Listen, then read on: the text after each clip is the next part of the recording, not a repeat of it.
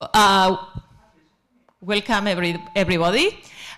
So today we have the pleasure to have Nicolas Morales-Duran. Nicolas studied at Universidad de los Andes in Colombia, and then he moved to United States to do the PhD in the University of Texas at Austin with Alan McDonald. And after that, he moved to the Center for Computational Physics, the Flatiron Institute in New York. And well, he's working with Jennifer Cano and Andy Millis. And well, Nicolas has done very interesting works on the study of correlations and topology, particularly in Moiré materials, overall those on dichalcogenides. And and also in these Moiré materials, you know that the fractional Chern insulators were discovered that everybody is so excited about, and he has done very interesting work on this topic. So thank you for coming, and the floor is yours. Okay. Good afternoon, everyone. Thank you for being here, and let me start by thanking Leni, but also all of you for hosting me and for all the nice discussions. I'm very happy to be here. This is my first time in Madrid. And yeah, so I want to tell you a little bit about work that I've been doing in the last few years about fractional quantum Hall physics in Moiré systems, or also known as fractional quantum anomalous Hall or fractional Chern insulators. This is the plan of the talk. Let me start by trying to introduce the field for maybe those of you who are not super familiar with what I mean by semiconductor Moiré materials. Then I will talk about fractional Chern insulators and why is this physics interesting, why should you care about this kind of new phenomena that people has been observing. I will then introduce like the main the main way in which we are trying to understand all these physics and all the experimental open questions, which is the so-called adiabatic approximation. So if I reach here and you get some message, I'll be happy. Then I'm gonna, I want to talk about some recent work that I've been doing and applications of this framework of the adiabatic approximation.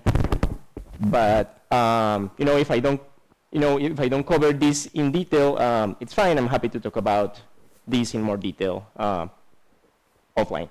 But anyway, let me get started. So, okay, after the successful exfoliation of graphene in 2004, methods and techniques to obtain materials which are one or a few atoms thick have been developed. And these materials are also known, as you all should know, as two-dimensional materials or van der Waals materials. So besides graphene, other famous and widely studied materials are, for example, HBN, and in particular transition metal dichalcogenides, TMDs, which will be the topic of this talk. And yeah, most of you should know these are similar to graphene in the sense that they are a honeycomb lattice, but they have one transition metal and two chalcogens in each of the two sublattices. And in contrast to graphene, they are semiconductors, as you can see here. Now, 2D materials are interesting in their own right, but it turns out that if you take two of them and you induce a small twist or a slight mismatch between the lattice constants, an interference pattern forms, which is known as a Moiré material that I'm schematically showing here. And then what happens is that the length scale of this super lattice pattern is much larger than the individual monolayer scales. And if you think about it in momentum space, what will happen is that there will be now a short scale in momentum space. So there is a Brillouin zone of the Moiré material, which is much smaller than the Brillouin zones of the monolayer materials. And then the electronic structure will fall back from the top and bottom layers will fall back to this small Brillouin zone, and that will generate oftentimes, great changes, great modifications in the electronic structure of the material. Another way to see it is that, these Moiré superlattice sites now become as magnified atoms, and electrons will sit around them, so you can see this as a magnified solid, but you can tune the length scale of your solid. Of course, the first, arguably the most famous, the most well-known material, Moiré material, is twisted bilayer graphene. Although the talk is not about twisted bilayer graphene, just a few comments. after foundational work by Eva Andre, Alan proposed in this paper with Rafi Stritzer in 2011 that if you twist two layers of graphene at a particular twist angle that now is known as the magic angle, interesting physics will happen, and this is because flat bands will emerge.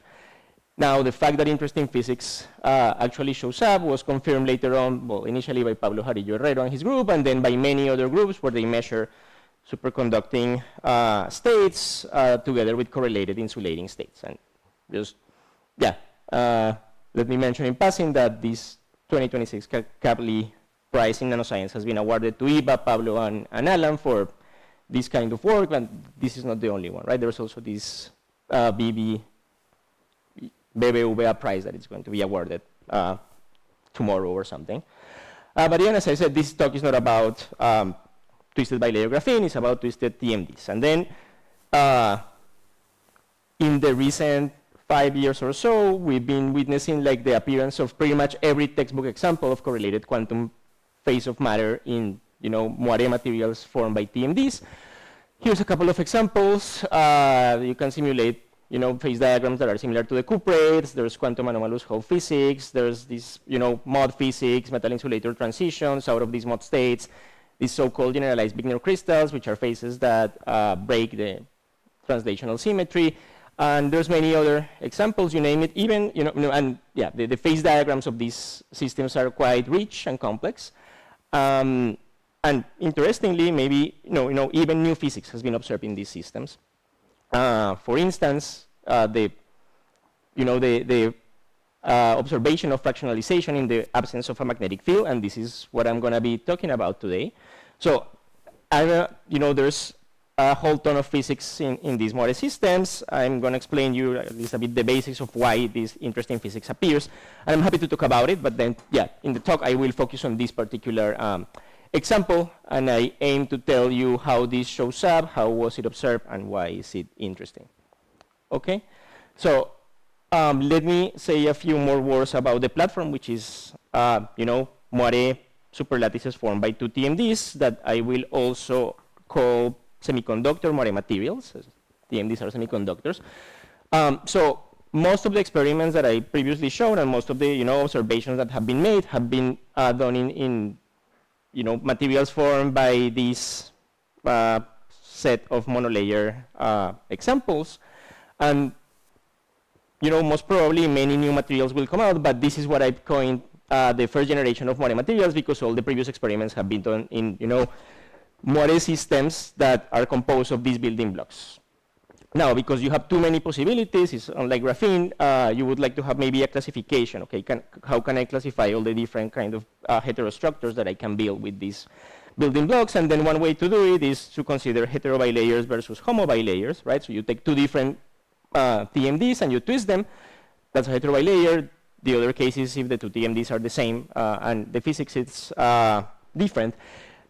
Again, let me mention in passing that heterobilayers are quite rich as well. There's many interesting physics followed by this seminal paper by Alan and Fengchen Wu. In particular, for those of you who are interested in Hubbard model physics, this is a Hubbard model simulator. I'm not going to talk about it in this talk, but I'm happy to discuss if you guys are interested. There's many interesting physics that shows up here. Now, what I want to talk today about is homobilayers. So let me say a couple of things. You can, if you want to continue classifying, you can do that. As I said, well, the monolayer TMDs are semiconductors, and then they are hexagonal, so they have a honeycomb Brillouin zone, and pretty much you can build different types of models depending on where the low energy physics comes from at the monolayer level, right? So it's a honeycomb lattice. You have the high symmetry points gamma, k, and m, and you can build Moiré materials that are based on physics coming from each of those three different points.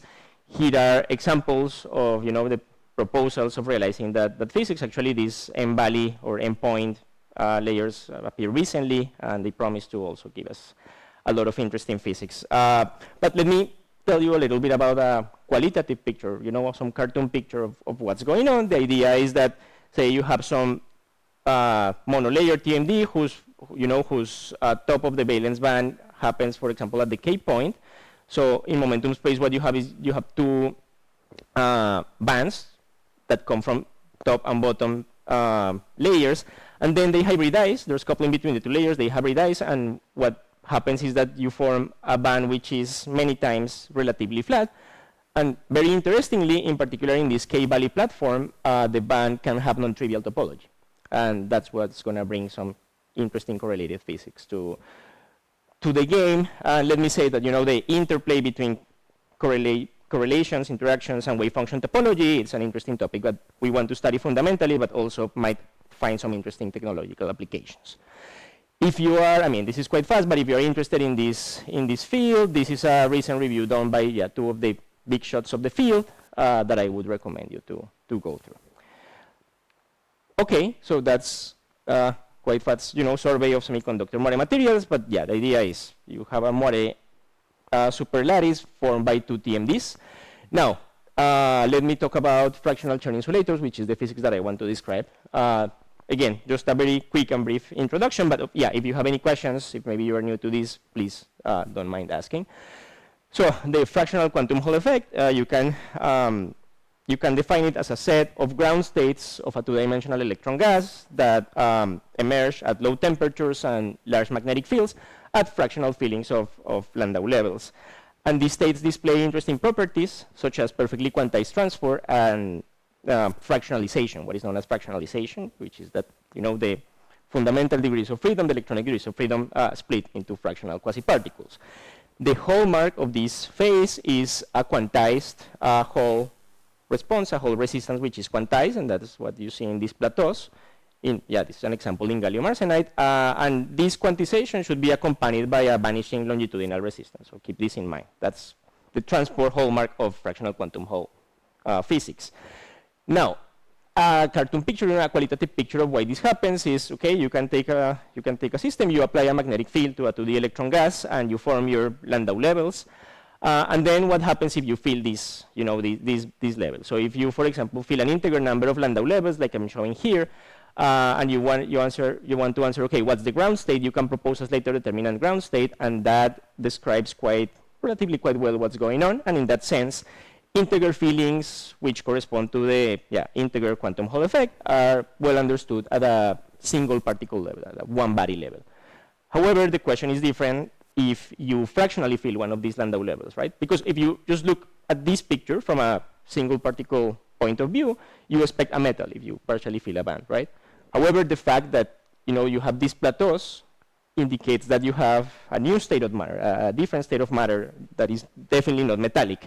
So this means that you don't have any kinetic energy, you have only interactions, and interactions are playing a role in defining this ground state, right? So interactions are doing something. So how do we understand theoretically what is going on? So one way, or one of the first ways to do it was put out by Löffling, and part of this is why he won his Nobel Prize. He noticed that a general wave function in the lowest Landau level has this form. It's a holomorphic function together with a Gaussian factor. And based on that fact, he proposed an ansatz wave function for these states at fractional filling. In particular, he proposed a function for filling fractions 1 over m, where m is an odd integer, so 1/3, 1/5, 1/7, and so on.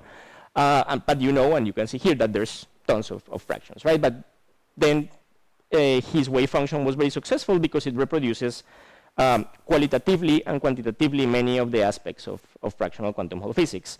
And I just wanted to mention this, and I will explain a little bit more, but the Löffling wave function will appear later on in the talk, so just keep it in mind that by looking at how the wave functions in the Landau levels should behave, I can come up with an ansatz many-body wave function for different filling fractions. Now, this has been extended, and you may know that for all there is this so-called Jane sequence, which makes use of this very powerful technique, composite fermions, and there's many other unconventional states here, which, I am just trying to list a number of them: Moiré, Redvetzai, Halperin states. So there's a whole slew of fractional quantum Hall physics that, each of them are interesting by themselves. And the idea, that's going to come up later is that these phases require, experimental capabilities of having strong magnetic fields, but now we are able to have them at zero magnetic field. So that's going to be, I guess, the advantage that we will have in this new platform. But yeah, just to summarize, this is a family of interesting correlated states that people, like Leni and I, are interested in studying, which are characterized, by long-range entanglement and fractionalization rather than by the standard Landau paradigm of symmetry breaking. So this is a new phase of matter.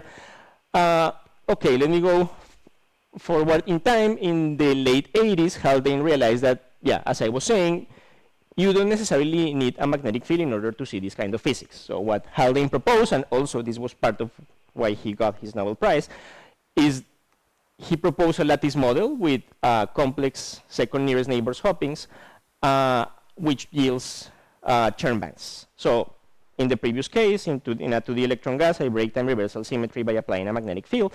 Here you have a Chern number because of this complex hopping, and that breaks time reversal symmetry. Now, if you fully fill one of these Chern bands that you obtain from the Haldane model, Towles told us that you will have a non-vanishing Hall conductivity, which means that you have one quantized response in transport, if you want. And you could say, okay, what happens if I take Haldane's model and I fractionally fill that band? I should maybe get the same as I get in the 2D electron gas, but the answer is no, because these bands in Haldane's model that maybe you have seen before are quite dispersive as opposed to Landau levels, right? So in that case, you will have a metal, because as I said, it's important that kinetic energy doesn't play a role in order for interactions to proliferate and determine the ground state. Later on, in 2011, a series of works appeared where they found ways to obtain, bands coming from lattice models which are topological and are also very flat.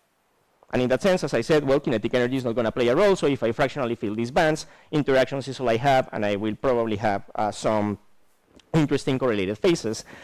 And it was confirmed numerically that if you fractionally fill one of these bands coming from these models, you obtain, ground states that look like the Loveling state, like these fractional states that you see on the 2D electron gas in a strong magnetic field.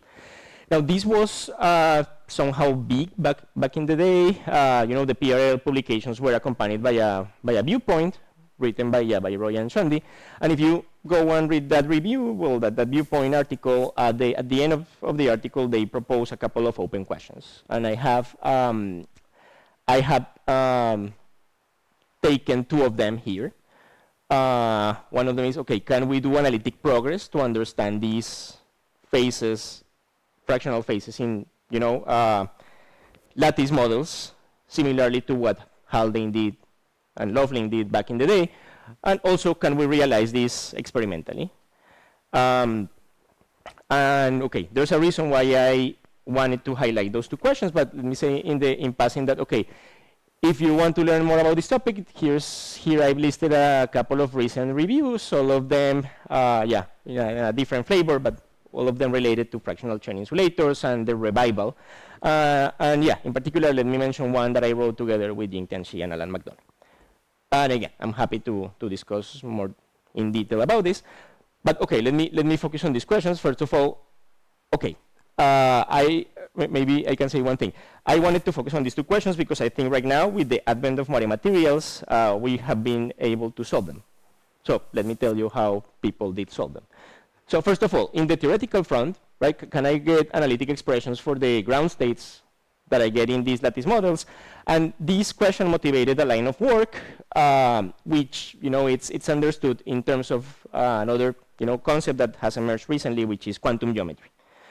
Quantum geometry, it's a property of the wave function of material that it's encoded in the so-called quantum geometric tensor. The quantum geometric tensor is a quantity that you can compute based on the block states that, I give you a lattice model, you give me the block states, I can compute this quantum geometric tensor. It splits into two parts. One of them is the so-called Fubini's 2D metric, which, you want to have a notion of it, it tells you about the infinitesimal distance between two states in momentum space. And the more, the imaginary part of this tensor is the more well-known very curvature that tells you about the phase that a state acquires when it goes over a full loop in momentum space. And well, here are some references that like describe this quantum geometry in the context of fractional quantum Hall physics. And, the idea of developing this or of using this framework is that, the line of work that appeared after this question was the so-called Landau level mimicry. And the idea is, okay, I have a Chern band that I get from some model, from some material, and I want to answer, okay, how similar is this band to a Landau level? Because in Landau levels, I have all this control that I learned from, Löffling and Haldane and all these other people. And then, the bottom line is that these people, Wang, Ledwith, Bishmanat, among others, Roy, found that if the trace of the metric and the Berry curvature are related in this way, they satisfy this equality, which is known as the trace condition. Another way to say it is that your band is ideal or that your band is vortexable. If they satisfy this equality, it means that your wave functions are similar to those of the lowest Landau level. And because they are similar, basically you can write a Löffling generalization of the many-body wave function that applies for these Chern bands. So that was like a big, theoretical progress made in the last couple of years. Okay, but let me now move to the other question. Can we realize this experimentally in any class of materials? And well, the answer is yes. That's the point of the talk. But one thing that people say is that we now have entered the golden age of fractional Chern insulators or fractional quantum anomalous Hall state, because now we have experiments, and there's many and many more experiments. And these. This is okay. This I just took from the viewpoint. They say, okay, can we realize I have at high temperature? And then when I show you the temperature scale that this has is not high. Yeah, I just took it from the viewpoint. But yeah, I guess the high temperature part has not been addressed. But at least we now have a candidate material, family of materials. Yeah. But I agree with you. I mean, they were thinking maybe a couple of years ago, and we are in the middle of it. But okay, so we now have experiments. So let me tell you about the experiments. So, okay, as I said, this is big because this was the first realization of fractional quantum Hall physics, which is this very particular phase of matter that many people is interested on, but at zero magnetic field, right? And these phases were observed in, now let me become particular to twisted MOT2, two layers of molybdenum ditelluride at a twist angle of initially 3.75 degrees, but there's now many samples in a range of twist angles that show this kind of physics. What do they see? Well, this phase was observed independently by two groups, the Washington group and the Cornell group, and they see the following. They see a bunch of incompressible states. Remember that I said that these fractional states are gapped. So a series of incompressible states at fractional filling of the topmost valence band of this material. Initially, they did optics and capacitance measurements, and they did this kind of Landau diagram, which is, okay, how the signal of the incompressible state behaves when I apply a magnetic field, and if the state is topological, it should not evolve straight, but it should have a slope. And this is what, what the so-called Streda formula tells us. So this is an indirect, piece of evidence for a state which has some non-trivial topology. However, soon after the first experiments came out, transport signatures that, as I said, are the hallmark of fractional quantum Hall physics appeared, also by one group in China and the Washington group. And what they see, again, is very good quantized Hall response, Hall resistivity, transfer resistivity, accompanied by an almost vanishing longitudinal response. And this is, this example that I'm showing here is a filling fraction of 2/3.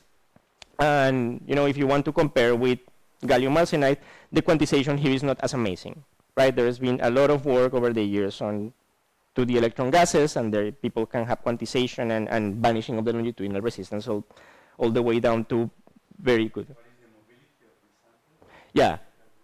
Yeah, is much worse than gallium arsenide. I think maybe 2-3 orders of magnitude. But again, this is a process that eventually people will come there. But as you may know, TMDs tend to be quite, flexible, and also they have a lot of disorders sometimes, impurities. So that complicates, having better mobilities to have nicer quantization. But okay, this is what people see, and results are improving and improving with time. Okay, let me say that those were the first experimental observations, but now many other groups around the globe have confirmed this kind of physics. Here I'm just showing a number of recent experimental references, but yeah, the list grows and grows with time. Now, if you look at what people see, it's quite interesting in the sense that, okay, they see these phases at fractional fillings, which, as I said, you can call fractional Chern insulators, fractional quantum anomalous Hall. There's different, I guess, names that people has given to them, but there's a plethora of also interesting physics coexisting with these fractional phases. In particular, they have the so-called reentrant integral quantum holes or states, or sometimes, topological crystals. They have, signatures of the so-called composite Fermi liquid. They have signatures of what could be superconductivity, and they haven't seen this kind of non-abelian physics that it's that quantum Hall is famous for, but there's maybe prospects to kind of observe this physics at zero magnetic field. Now, besides having all these other phases that you don't see in standard gallium arsenide, if you take this, for example, the transport data, and you compare it to the electron gases, there's clear differences. For instance, here you can see that, okay, this is filling fraction of the band. You see that you have a bunch of physics above nu equals 1/2, but below you have totally different physics. You have strong particle Hall asymmetry. You have the proliferation of these probably superconducting phase. So this tells you that the fact that you have a Moiré superlattice, the fact that you have discrete translation symmetry as opposed to continuous translation symmetry, Galilean invariance in fractional quantum Hall, it's causing the phase diagram to change. And one of the questions that we want to address is, okay, how discrete Moiré translation symmetry affects the fractional quantum Hall physics such that we have all this plethora of interesting phases. Now, let me mention in passing, although this is not the topic of the talk, that fractional quantum anomalous Hall physics has also been measured in rhombohedral graphene, another Moiré platform that I'm not going to discuss here, although I'm happy to talk about it, also quite popular these days. And this, this you should take as an indication that fractional quantum Hall physics seems to be very robust in this kind of Moiré platform. And yeah, maybe our goal is to explain why. But okay, all these recent evidence makes me wonder, okay, is there a simple model to study all these phases at the same time? And that's what I want to tell you, okay? And this is the adiabatic approximation, but let me start with, okay, what is the standard way of theoretically describing these systems? So the most common way is through continuum models, especially the one that was initially proposed by Alan and Feng-Cheng Wu.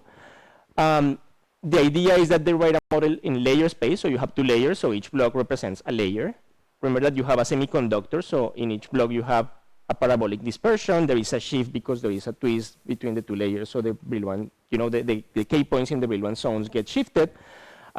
You have a periodic potential in each layer, which is, the effect of the Moiré periodicity that you have, and you have some interlayer tunneling, and you build these terms by looking at the symmetries that your system has. Now, something quite important that you probably know is that TMDs have this, they exhibit this effect known as spin valley locking. The idea is that due to strong spin orbit coupling, these conduction bands coming from each layer, they are separated quite, by a quite large amount in spin. So if I'm just looking at the low energy physics, I can identify the valley in the TMD with just one spin. So here I'm going to talk about valley degree of freedom, but the nice thing of TMDs is that you can interchangeably change the label valley with spin. If you are more familiar with TBG, this is like the equivalent of the Bistritzer-McDonald model, but for TMDs. But in Bistritzer-McDonald, you have more degrees of freedom at the, at the single particle level. So in that sense, this is a bit simpler. And these, these functions that, these delta functions that enter into the Hamiltonian, they are periodic. I am writing them here, and they depend on a series of parameters that are material dependent. And let me say that basically the way in which people has computed these parameters that tell you about the, tell you about the nature of the resulting band structures is through doing large-scale DFT calculations. But then there's different, kind of approximations that you can make there, and different groups get slightly different parameters. So I just wanted to mention that there is a bit of uncertainty in the, say, exact or actual value of the parameters as a function of twist angle, as a function of material, as a function of sample.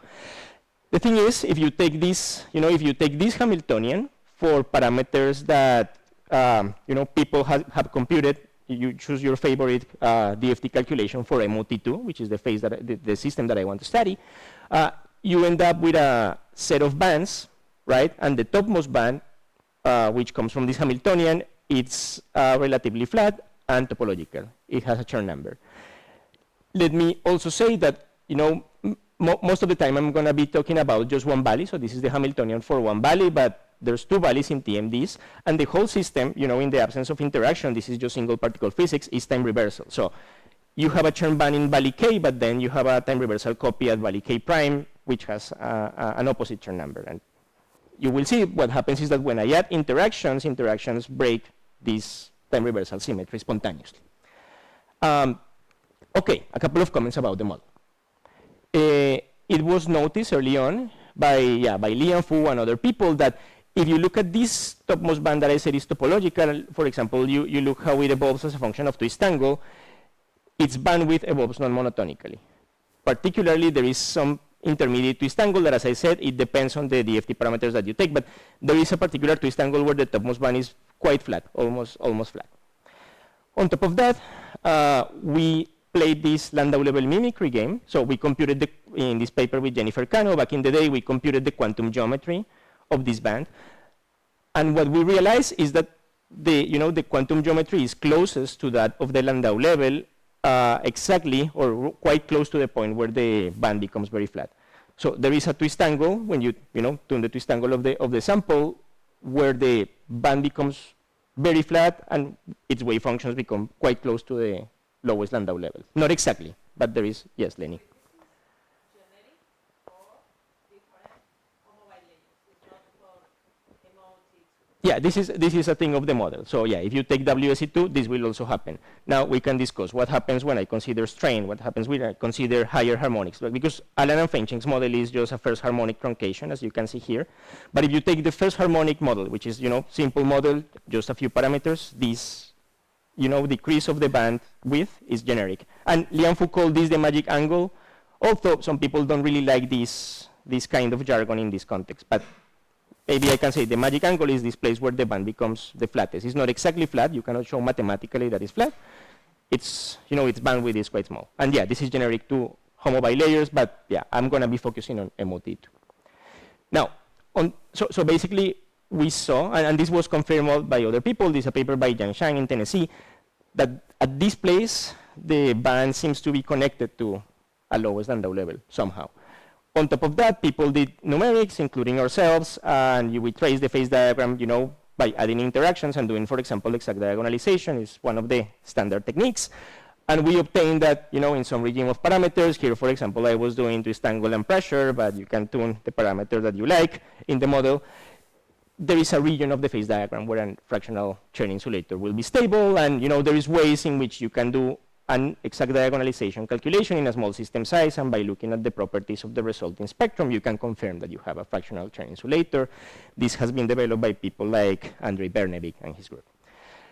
Okay, but there was this apparent connection to Landau levels that, yeah, back in the day we didn't know how to make explicit, but luckily now we know, or now we have a way to make this connection more clear, and this is what I want to tell you now. Okay, so in order to do that, let me take the model and rewrite it in terms of Pauli matrices, right? So I'm just taking this and writing it where sigma 0, and then this sigma, well, sigma 0 is the identity, sigma is the vector of Pauli matrices. But then here, the degree of freedom of the Pauli matrices is layer. That's think about layer as a spin. So that's why we call it a pseudo spin degree of freedom. And if you look at the Hamiltonian in this basis, what you see is that this is just a Schrodinger particle in the presence of some vector field. And if you plot this vector field, well, here I'm plotting this n, which is just its direction. You see that as a function of space, it is periodic. It has the Moiré periodicity, of course, but it's non-coplanar, and it winds across the unit cell. Put another way, it has a skyrmion texture. So this field that the particle it's traveling through has a skyrmion texture. And then this, is reminiscent of some old problem known as the topological Hall effect, which was, first studied by Nagaosa, and Emilis also has some studies back in the 90s, which tells you the following. If I have a quantum particle in the presence of a non-coplanar field, it will align with the field, and it will acquire a Berry phase. And this Berry phase I can look, or I can understand as an effective magnetic field. And to make this more explicit, you apply a unitary transformation to this Hamiltonian, such that now you have, when you apply this unitary transformation, you now have a particle in a gauge field. This is a vector potential that if you take the curl, it will give you some magnetic field. And you also have a bunch of periodic functions because of the way the Hamiltonian is written. So now you see your, I guess this is your, kinetic momentum operator, if you want, that you get in the quantum physics course. However, this problem is still complicated because this field is a matrix. This is a non-abelian gauge problem. It's a particle in a non-abelian gauge field. If you write it in matrix form, this is a 2x2 matrix, and you look at the two different blocks, so what you see is that in one of the blocks, let me call this, I don't know, up or plus or whatever, you have a bunch of Landau levels coming from a magnetic field. In the other block, you have the same bunch of Landau levels, but coming from the field in the opposite direction. This is because of the way the transformation is done. There is a Seemann splitting between these two sectors, so the two sets of Landau levels are separated in energy, but they are also connected by these off-diagonal terms. Yes? We're making some kind of the last question. Mm-hmm. And my question is, if you have some kind of topology real space, is there any proof that you are going to have topology in the physical space? Not necessarily. The correspondence is not one-to-one. So I can have a skyrmion texture and I can have a Chern number 0. That's true. And I don't have it, that's a very good point, which I didn't mention here. I don't have it here, really. We can discuss it later. But in this paper, in this paper that we first wrote with Alan, we have a discussion on what are the conditions that you need for, having topology in real space that translates into a Chern number. But those are basically conditions on this field, right? This skyrmion field is this vector field, and then remember that these functions are parameterized by these continuum model parameters. So not all continuum model parameters will give you topology. But it's not one-to-one. This is a good point. Any other questions? Yes, Alan.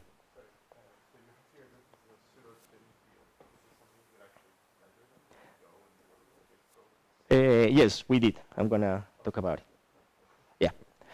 But okay, maybe just stick with me a little bit more on the math. As I said, we haven't made much because this is still a particle in a non-abelian gauge problem, and maybe this seemed too hard for me. But one thing that you can do is you say, okay, if I'm just interested in the low energy physics, because remember that we are looking at very dilute feelings of this topmost band, what I can say is, okay, all the physics that I care about is in this higher end of the spectrum. And remember that this is a valence band, so I'm thinking about holes filling a valence band. That's why I'm drawing my Landau levels from top to bottom. But basically, if all the physics that I care about is these very few first Landau levels from one of the blocks, and the Seemann splitting is quite large, what I can do is I can just get rid of this second block. So this is what we introduce as the adiabatic approximation, which is basically take this Hamiltonian and truncate it to just the first block. And if you do that, this is what I have here, and now this is a more familiar and simple problem. This is a particle in a periodic magnetic field and a periodic potential. And the magnetic field is given by the curl of some effective vector potential, which is related to the skyrmion texture. And this problem is nice. At least I think it's nice because I'm coming from this continuum model, which is very good and very nice. But basically, if I want to do many body physics here, I need to rely on numerics.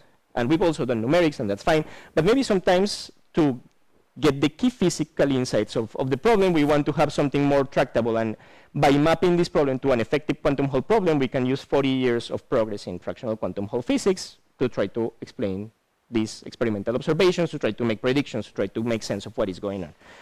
A couple of comments about this adiabatic approximation, about this truncation. One of them is that, as I said, this is a bit different than the standard Landau levels that we learn in class, because this is a particle in a periodic magnetic field. Right? So now the magnetic field has a periodicity. You can split it into its average and a part that is fluctuating. The periodicity is, of course, the Moiré periodicity, because that's built in the model. And the constant part, and this is important, is such that each Moiré unit cell encloses one flux of quantum. And that condition, the one flux quantum per unit cell condition, gives you a relation between the magnetic length associated with this average field and the Moiré pattern. And when we talk about, when we are trying to think about what are the ground states at fractional filling, when I add interactions to this single particle picture, this is important. And here I'm just showing an example of how the periodic magnetic field that emerges from this adiabatic approximation looks, and you can see it's quite inhomogeneous. But yeah, it's important that if I take the average of this magnetic field will have a magnetic length which is related to the Moiré period by this quantity. Well, in this way, let me say. A couple of, yes, questions.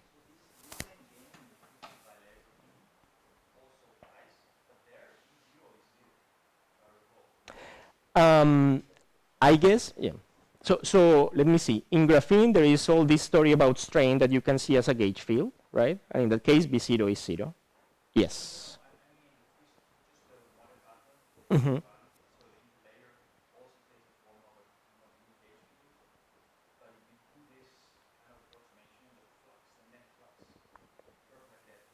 Yes. Is 1. Yeah. So there's this difference with TBG and graphene in strain fields. Yeah. So here I have a finite flux. And yeah, maybe a bit off topic, but this is how I layer. One thing that we showed in another work that I'm not going to talk about here is that if you have a tri-layer, you can engineer this thing to have 2 fluxes, for instance. So by increasing the number of layers, you can increase the number of fluxes that your unit cell encloses, and that might drive higher Chern bands, which is also an important theoretical direction of research. Okay, a couple of comments about this. This is an approximation, right? I told you that I have a 2x2 matrix. If you want, and I truncated I just threw away one of the blocks. So I'm throwing away something. And people complain, and you can complain, okay, but how accurate this is? Because you're trying to describe this continuum model, but okay, you have this basis of Landau levels, but how good you can reproduce it. So in this paper with Jennifer Cano and Jinten Shi, we did, among other things, a study of how well we can reproduce the physics of this topmost band. And you can see that, as a function, for example, of twist angle, color Hill is twist angle. On the left, you have the bands that you get from the continuum model, this 2x2 matrix that Alan and Fenchen proposed. On the middle, I have my adiabatic approximation, and here I have the adiabatic approximation, but I truncate all the harmonic functions that show up just to the first shell, right?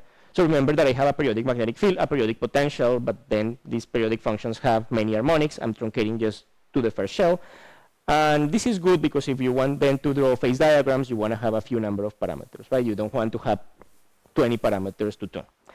But you can see that even in the first harmonic adiabatic approximation, you can reproduce the features both in the behavior of the topmost band and also in Berry curvature. And by that I mean, if your Berry curvature of the continuum model has peaks at gamma, we reproduce a Berry curvature that is not exactly the same, but it has peaks at gamma. If we have peaks at k, we reproduce a Berry curvature that has peaks at k.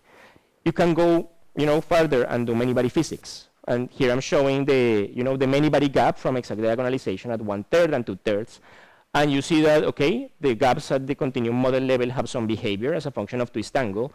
And the gaps of my adiabatic approximation have a similar behavior, but you can, for example, see that there is an offset between the twist angles that I have here and the twist angles that I have in my approximations. So bottom line is, we can reproduce qualitatively many of the features of the model. Of course, if you want to be quantitative, I'm throwing away some stuff. So there's piece of information that I'm going to miss. However, if we, if the information that we keep is the thing that drives, that dictates the main physics, we will be happy about it, right? Okay. Now, maybe related to Alan's question, you can say, well, this, skyrmion picture maybe mathematically sounds nice, but that sounds a bit, artificial somehow. So in order to see if this really happens, we collaborated with the group of Kenshi at UT Austin. What they did is they did scanning tunneling spectroscopy on a bilayer of WSE2. So keep in mind that what they did is WSE2, not MOT2.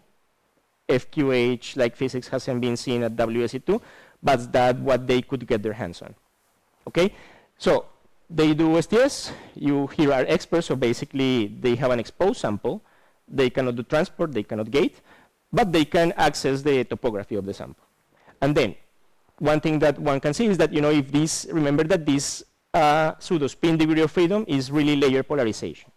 If I have something that is within the unit cell, in one region of the unit cell polarized in the top layer and in the other region fully polarized in the other layer, there should be, a difference in the intensity of the signal that I measure. And that's exactly what they measure. So they measure this topography where, well, they call these high symmetry points of the Moiré unit cell AA, MX, and XM. Sometimes people call them AB and BA. There's different kind of jargon, but basically what they see is that there is regions in the unit cell where the electrons are most polarized in the top layer, and then there is these other regions where electrons are mostly polarized in the bottom layer. And you can, take the continuum model by Alan and Fengcheng and try to fit that density of states curve. And this is a way in which we propose another method to obtain the continuum model parameters. So the fact that your STS signal looks like this is consistent with a skyrmion texture. I don't know if it's a full proof, but at least it's not in contradiction with having a skyrmion texture, which means that the way in which electrons behave in your bilayer system is in such a way that they have this particular pattern of polarization. And then if you take this polarization across the unit cell and you wrap it into the Bloch sphere, what you have is an arrow that covers the whole Bloch sphere, and that has a winding number which you can identify as the Chern number. Yes, question. The length scale, these were samples where the twist angle was roughly 5 degrees. And again, this is some technical limitation that they have. Most interesting physics happens around 3 to 4 degrees. This is a bit large, which means that the Moiré scale is around 10 nanometers. Yeah. Rafa, you have a question? Like if I do, for example, if it's bilayer when people do STM or STS, they see clearly that the high density of states is the AA sites, right? So this will look brighter as they do there. If I give you a map, how do I know if I'm looking at simply local density of states or layer polarization? Because I assume that they can only measure from the top. Yes, my understanding is you have a bilayer and you can only measure the local density of states of the top layer. So if something is polarized more to the bottom layer, you will have a weaker signal. But I don't know if this is very simplistic. Okay, but then here the brightest looks like it's AA, right? And then AB, BA are less bright. Like if the top layer had this story of the different density of states, no? From bilayer, you would see this. I mean, I understand it's a bit unfair because you are theoretician and maybe I should ask the experiments. But just I didn't know that you could tell layer polarization just by looking at the top surface. But I mean, I believe you. I see. Yeah, this is my understanding because. Maybe it's the AB and BA that if the other hypothesis they should look the same and they actually look different. Maybe that's where the two layers. Yeah, and also, how am I doing on time? So probably, well, okay, you can.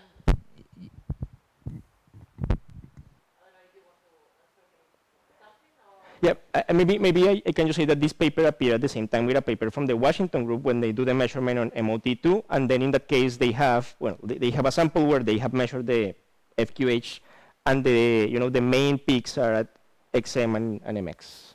So, Okay, yeah. Have more questions later. Okay, so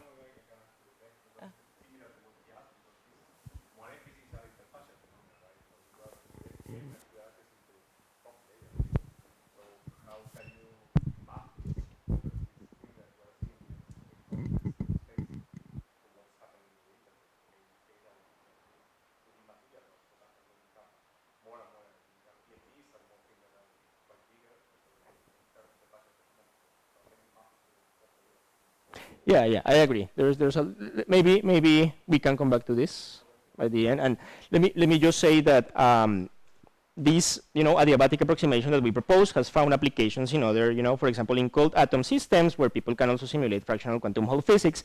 And as I said, there is this other platform, rhombohedral graphene, and recently these people have proposed a way to adapt our approximation to rhombohedral graphene, which is a more complicated system.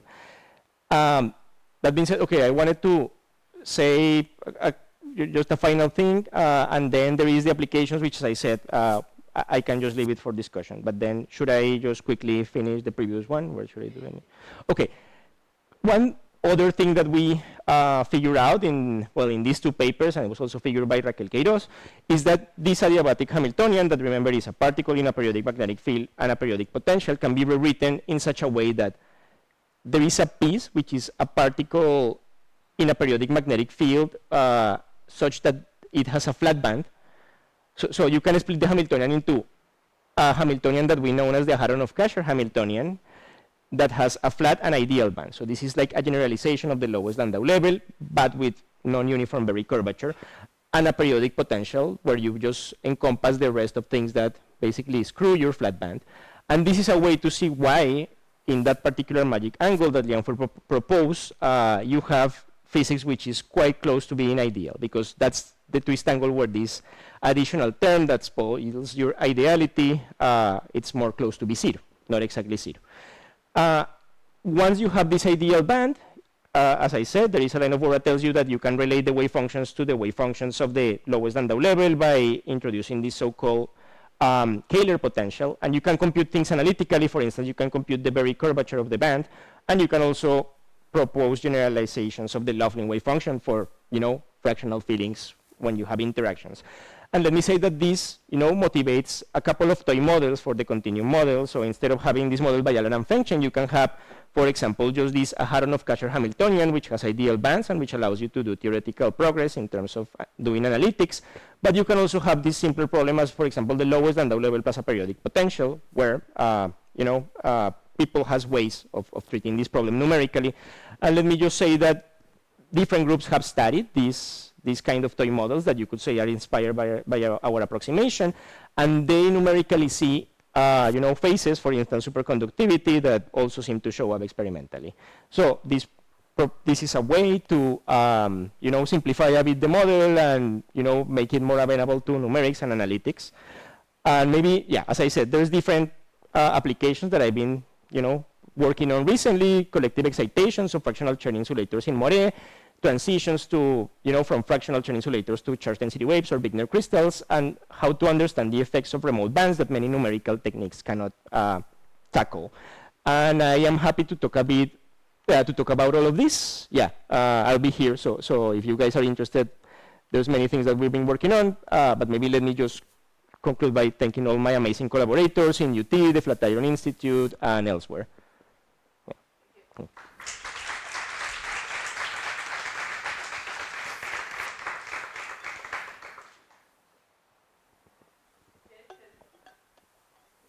Yeah. Okay, yeah, I think now there is time for more questions. Yeah. Wait, if I don't give you. I can share. It's not a very. No, it says that it was very important that I have to give you the microphone. You need to push.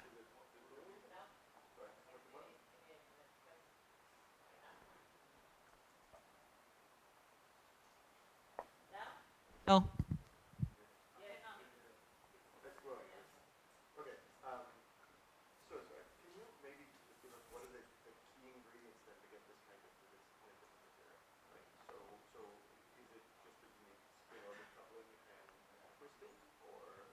What are the key things that another material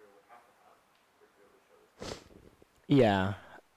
I guess, I mean, not necessarily spin orbit coupling is something that happens in the system, and it's nice because you can have this spin valley locking. I would say you want to have some degree of freedom, call it layer, call it spin, that, you know, winds across a unit cell such that gives rise to topology. So in this case, what happens is that this layer polarization has this behavior that is fully polarized on one side, say fully polarized top layer in one side, fully polarized bottom layer in the other side. And if you think about this unit cell as the Bloch sphere, you cover north and south pole. So you want to have some kind of pseudo spin degree of freedom that winds. I would say that's one thing that you want to have. And you want to have a flattish band, right? And in that sense, well, what happens here is that, you know, you have bands that are parabolic. They are not at the monolayer level. They are not flat. Mm-hmm. But when they hybridize, there is a sweet spot where they become relatively flat. So could you do this with like twisted ferroelectrics or twisted ferromagnetics as well? That would be an interesting direction. I mean, as I said, I call this the first generation of semiconductor Moiré materials, but there could be many other, you know,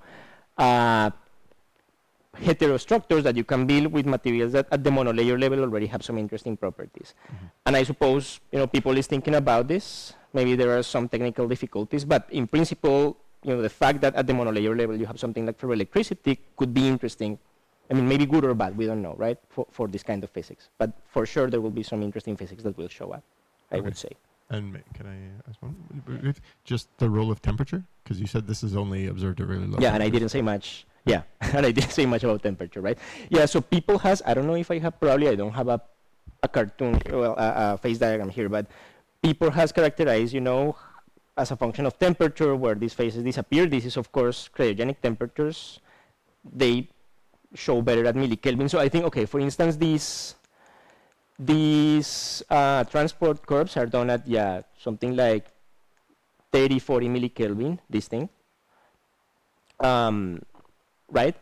But then these states, especially the two-third state, which is the most robust, goes up all the way to 3 to 4 Kelvin. So that's the scale that they have right now. And maybe related to, okay, can we have this at high temperature? And what is high temperature is a question that is related also with what are the energy scales of the problem. Yeah, I don't know if you can consider this high temperature, probably not. But one thing that I've been seeing is that in more cleaner and cleaner samples, these, you know, temperature ranges where this kind of physics shows up increases a little bit. I think maybe probably in TBG, the temperatures that, you know, interesting physics shows up is a bit higher.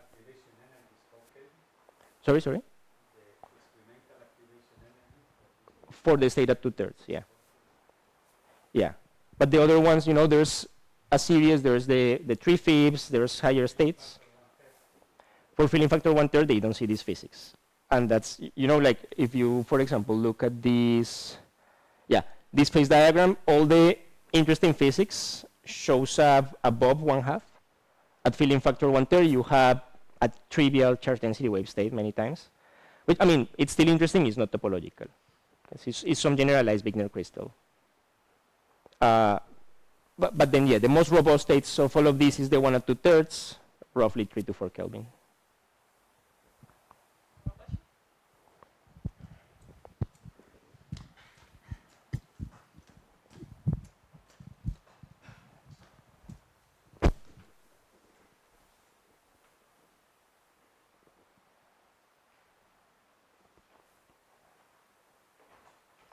Well, thank you very much for the talk. Let me see if I have understood it correctly. Your adiabatic model. So you basically replace this layer degree of freedom by some effective Hamiltonian. So you have two bands, and then you say, okay, I just consider my one of the bands, the other I replace by an effective Hamiltonian. So how does this effective magnetic field depend on the on the twisting of the layer, or on the so what kind of effective magnetic fields do you create with?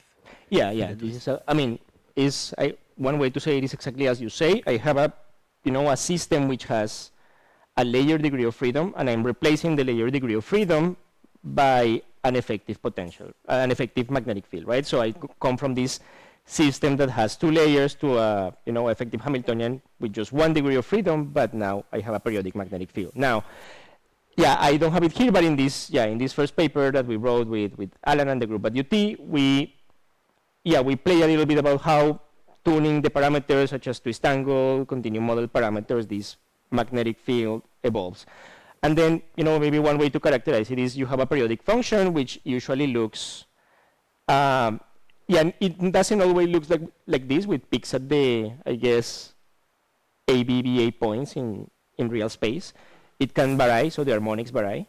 But one thing that is that's consistent always is that you have one flux quantum per unit cell. But I have to say that depending on twist angle, depending on continuum model parameters, the harmonics, the details, the fine details of the periodic piece will change. Okay. And it's impossible to create this kind of magnetic fields, right? I think it would be very hard. Especially if you look at maybe here is hard to see, and I don't even have the units of this. But if you want to convert these effective magnetic fields into Tesla, they are hundreds of Tesla. So I would say it's hard. It's just like this effective field that appears from the way the layer degree of freedom behaves in these systems. When you say that people get these parameters from DFT, can't you just go to a Vannier model within the subset of low energy bands, like people have done in twisted bilayer graphene? And other question is, with the exact diagonalization calculations, how many atoms are you simulating more or less? Yeah, good point. So maybe regarding vannierization, do you mean take these bands from the continuum model and vannierize them, or you are? Yeah, well, there's a discussion on this, but basically, if I just take, say, this topmost band, and I try to vannierize it, I cannot exponentially localize it, right? There is this result by David Vanderbilt. And now you can say, well, it's not a problem. I can still add my interactions. Some people don't like that. It is true, and yeah, there's a series of papers, and Emilis has a couple of papers where what they do is, if there is ranges of twist angles, where a few of the topmost bands have Chern numbers that cancel each other. So sure, maybe one way to say is, if you have that situation where, say, the first 2 or 3 bands have a Chern number that cancel, you can map this to a lattice model, maybe a 3-orbital model, 2-orbital model, exactly, and do interacting physics there. And we also know a lot about lattice models, so that's another perspective. Sure. I guess the problem maybe is connected with the second, what kind of numerics do you do? You cannot do mean field because these phases won't show in Hartree-Fock. You can do exact diagonalization. So the thing, maybe I can advertise this work. So usually in exact diagonalization, the best I can do is, for example, for one terfilling, I can do, I can do 12 particles. So 36 sites, 12 particles. However, we are working in this, and then, okay, if you have 3 orbitals, that's going to decrease the number of particles that you can do. We have been recently working on, this, NQS variational Monte Carlo approach, which is instead of, for example, diagonalizing the system in a finite size mesh, what you do is you propose an ansatz wave function for your system in real space. And, what wave function you propose, the answer is you get inspired by Loveling on how to propose this wave function. Nice thing of proposing a wave function in real space is that you include all the remote band effects, so you are not constrained to project it to one band. And then you variationally optimize that wave function. And what has been becoming popular in the community is that in some places of the wave function you parameterize by a neural network. And neural networks are, very accurate and flexible. So with this kind of technique, we can get to 36 electrons, so triple the size. And I think we can do a bit better. We can discuss this. But basically, there's ways to overcome ED, but ED, I would say, limited to 12. Maybe you could do maybe 15 particles. But and what about using like tensor networks, like PEPs or something like that? Yeah, that's a good point. People has done that, but then if you want to do tensor networks, it's true that you have, for example, if you do infinite DMRG, you have a cylinder, one of the directions is infinite, but you also need to truncate to a couple of bands, right? Say you have 1 or 2 orbitals. This approach, and we can discuss further, includes all the effects of remote bands. And there are studies, there's different studies by Princeton and MIT groups that tell you that remote band effects are important. So sometimes maybe you can truncate to 2 bands, but sometimes you don't get the main physics if you do. So DMRG also has finite size effects, even if it's a bit better than ED. People has done DMRG, Mike Saletel, Frank Polman, and you can see some physics, but still, I think there's finite size effects that will show up. But yeah, people has done ED, DMRG, and now people is doing variational Monte Carlo. Thanks a lot. Thank you for the talk. I wonder if there is a way to measure this skyrmion texture by growing like the opposite structure on top of the material. And in that case, you'd see a minimum at the place that you were seeing a maximum first? Yeah. Yeah, I think so. So maybe I can comment on that. As I said, this paper by Ken and his group came at the same time with this paper by the Washington group. I think this is Matthew Jankovits. And then they have a different structure. We had WSE2, they have MOT2, and they have the total opposite behavior. So you have, they have maxima at these 2 points where we have minima, and they have minima at the 8 points. Their sample, they can do transport, and they can check that is topological. Here, if I take the continuum model bands that correspond to this kind of signal, I get a Chern 0 band, which is related with the fact that not every skyrmion texture has a Chern 1. So I think, yeah, I mean, depending on the place where you see your maxima or minima, you can make statements about what the Chern number would be. I don't know if you could grow something that intentionally will be, will have this particular pattern. Yeah, I imagine that if they have more samples, at the end of the day, maybe you see some statistics where half of the samples we have this maximum and the other half we see the minimum. And then that would be the proof that there is this skyrmion, because like in twisted bilayer graphene, you see the same density irrespective of what labeling of the layers you have. So I see. So it's kind of consistent in that sense. In that sense, yes.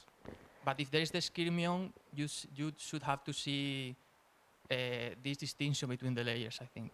Yeah, I think this is a good point. And I guess here you have more freedom because you can create, like heterostructures with different materials, not only graphene. Yeah. Thank you. Thank you.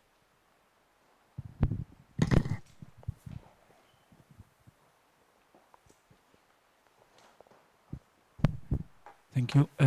My question is a bit more general. If you go back to the slide where you show basically the quantum geometric tensor. Yes. I mean, the question very generally, the reality is that any Moiré system at almost any angle is not strictly crystalline, it's not strictly periodic, it's quasi, you can call it a Moiré quasi-crystal or whatever. And especially these terms, you have block waves there, which in principle you cannot do if it's not strictly periodic, but everybody does, no? And it works. So my question is, when, because I'm experimentalist, I missed this part, when did this approximation happen that, I don't know, 2 degree twisted bilayer graphene or whatever can be approximated well enough by a periodic system? Yeah, this is a good point. And we theories have to rely on this approximation to make progress. It does work. I don't know personally if there's work towards generalizing this to something which is, for example, quasi-periodic. There might be people doing that. But I can also say that my understanding is that in TMDs, for these relatively small twist angles, you will form domains where locally you have this periodicity. So overall, you have, as you say, this incommensurability, but you will form certain domains, sometimes big, where you have this kind of, block picture. And if you do some kind of, local measurement, you should be fine if you restrict yourself to that space. Of course, if you do something which is global, like transport, you might get into this. But yeah, I think there's still a couple of things to think about, or how accurate this description is and how justifiable it is. This is a good point. Thanks. This is realized in the paper about Alan Marconi about the Moiré system. We believe that you can get a linear zone even if you have commensurate crystal. It's a faulty system. Yeah, but yes, there's like criticism, which I think it's valid, how well this approximation works.